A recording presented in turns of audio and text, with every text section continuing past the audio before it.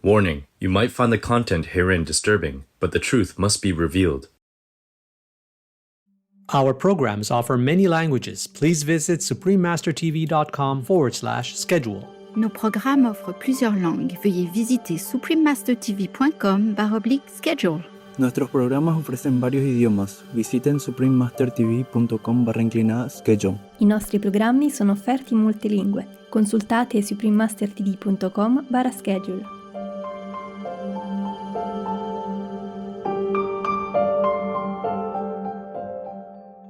The Centers for Disease Control and Prevention warns that 3 out of 4 new or emerging infectious diseases in people come from animals.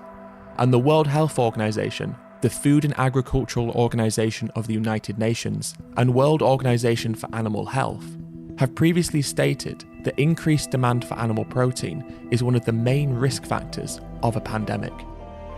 Pandemics, the Key to Prevention, Part 3 of 3. Continue watching to find out more.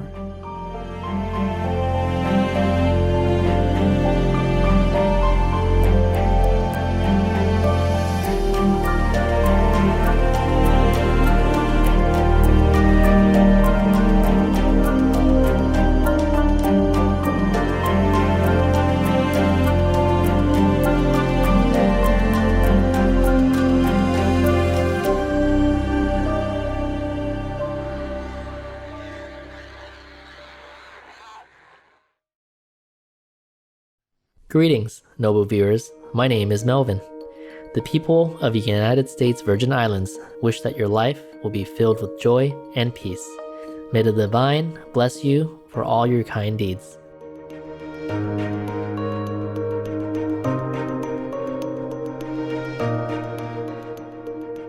Welcome to the concluding episode of Pandemics, the Key to Prevention, Part 3 of 3. In our previous episodes, we learned that most of the 20th century's major pandemics, AIDS, swine flu, H1N1, SARS, MERS, Ebola, bird flu, etc., were zoonotic. That is, they originated in animals. Similarly, the current COVID-19 pandemic was transferred from bats to pangolins and then to humans. The threat of future zoonoses or animal-transmitted diseases is even more concerning.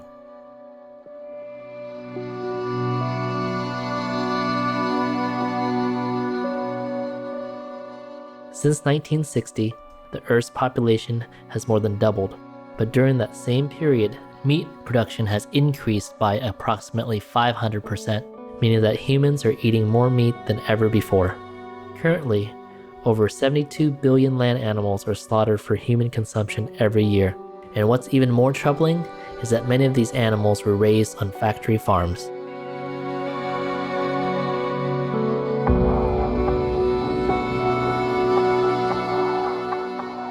For years, World Health experts have warned about the dangers of factory farms as uncontrolled sources of new viruses. Dr. Michael Greger, renowned U.S. physician, lecturer, and author of bird flu, a virus of our own hatching, calls these farms a perfect storm environment for infectious diseases. If you actually want to create global pandemics, he warns, then build factory farms. He recalls the 2009 outbreak of swine flu, or H1N1, when it was discovered on a factory farm in Newton Grove, North Carolina, USA. Industrial animal farms have been shown to be breeding grounds for disease for at least 10 reasons. For example, because of the sheer numbers of animals, because of the overcrowding. It's like having 5,000 people in an elevator and someone sneezes. Because of the stress crippling their immune systems. The operation in Newton Grove, North Carolina, was a breeding facility in which thousands of pregnant sows were confined in gestation crates, also known as sow stalls.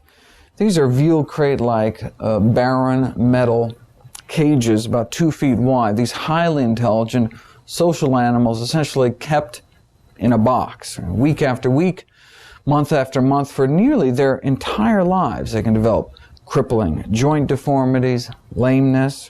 Not only can these pregnant pigs not turn around, they can barely move for most of their lives. because of the lack of fresh air. The dankness helps keep the virus alive in these kind of facilities. Because there may be no sunlight. 30 minutes of direct sunlight utterly deactivates the influenza virus, but it can last for days in the shade and weeks in moist manure. And indeed, because of the decomposing fecal waste, releasing ammonia, burning the respiratory tracts of these animals, predisposing them to infection in the first place. Put these and all these other factors together, and what you have is really this kind of perfect storm environment for the emergence and spread of new so-called super strains of influenza. In this age of emerging diseases, we now have billions of feathered and curly-tailed test tubes for viruses to incubate and mutate within billions more spins at pandemic roulette.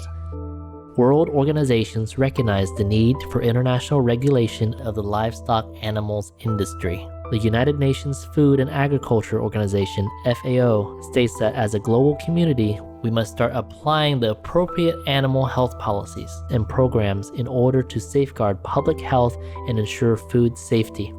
Similarly, the World Health Organization, WHO, recommends international laws or policies as the way forward for the prevention and control of emerging and re-emerging zoonotic diseases. Pandemics are immensely costly, both in terms of lives lost and economic costs, and most of them come from animals.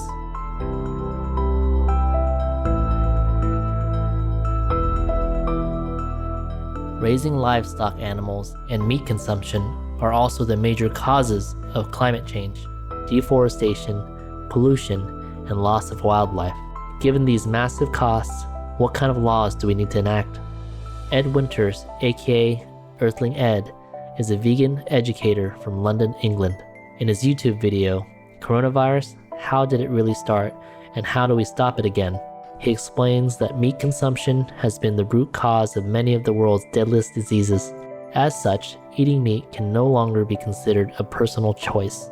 The Centers for Disease Control and Prevention warns that 3 out of 4 new or emerging infectious diseases in people come from animals.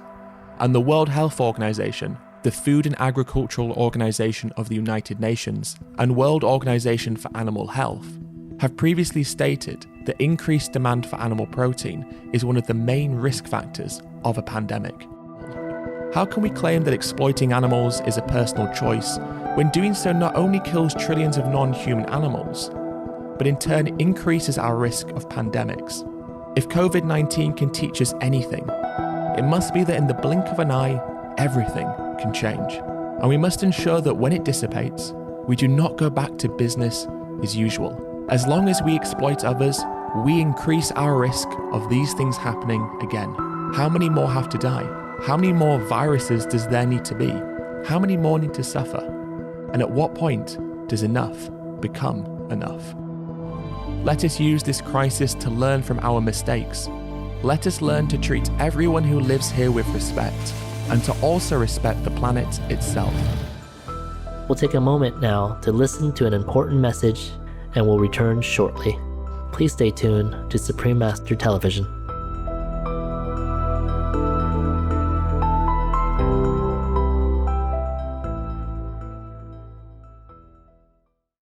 Welcome back to our program, Pandemics, the Key to Prevention, Part 3 of 3. COVID-19 started because of humanity's habit of meat consumption. Is COVID-19 trying to tell us something? Dr. Michael Clapper, a highly acclaimed physician, consultant, and speaker, believes the current pandemic is a warning. I have to say something about the origin of this scourge that we're facing.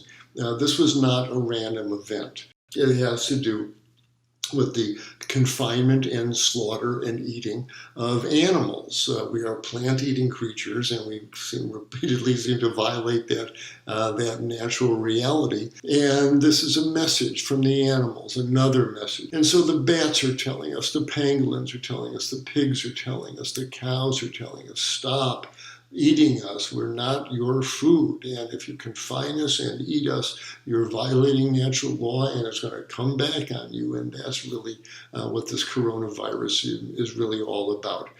And so all we have to do is go to our natural diet. The bats are telling us that we are not your food. You eat rice and beans and greens and fruits and vegetables. You'll be fine and healthy. We'll be fine and healthy. Let's eat a healthy, whole food, plant-based diet. And this will all go away. This will be the last animal-based viral epidemic we'll ever have to face.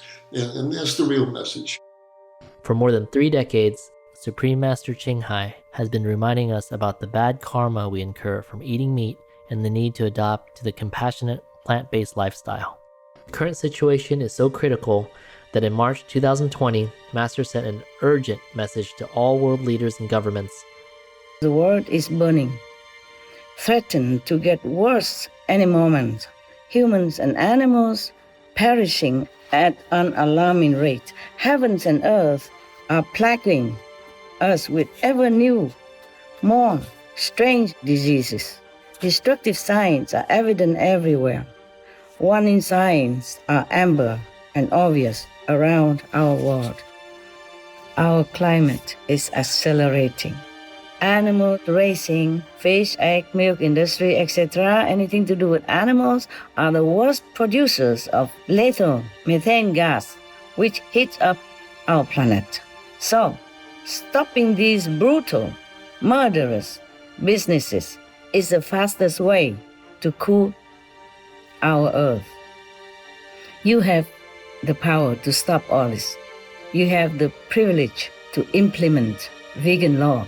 No more animal-related suffering businesses. Zero pain, agony for all beings, humans and animals. Because kindness will beget kindness, and compassion will beget compassion. Mercy will beget mercy from heaven. And this vegan law is the most effective way to save our world. So do not run away anymore from this inevitable decision. Simply just make the vegan law and sign it before it's too late for you to decide the right thing, before it's too late to even regret. Before more of God's wrath descends upon us with more severe weather, more plague, more terror, more lives lost, more precious resources disappear, more financial disaster. Work for God, with God, so you will be feeling light, pure, and happy. By doing the right thing now, make the vegan law to save our world. Make veganism the law.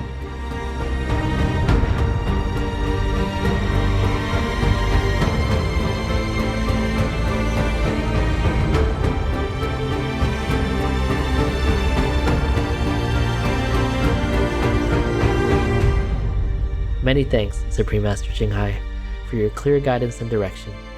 We pray that all beings soon adopt the noble, compassionate vegan lifestyle. Wise viewers, thank you for your company today. Coming up next is Alam Orion, Vegan, and the National Animal Rights Day, part 1 of 2, right after Noteworthy News. May you, your children, and your grandchildren soon enjoy a beautiful, peaceful vegan world. Our programs offer many languages. Please visit suprememastertv.com/schedule and suprememastertv.com/PE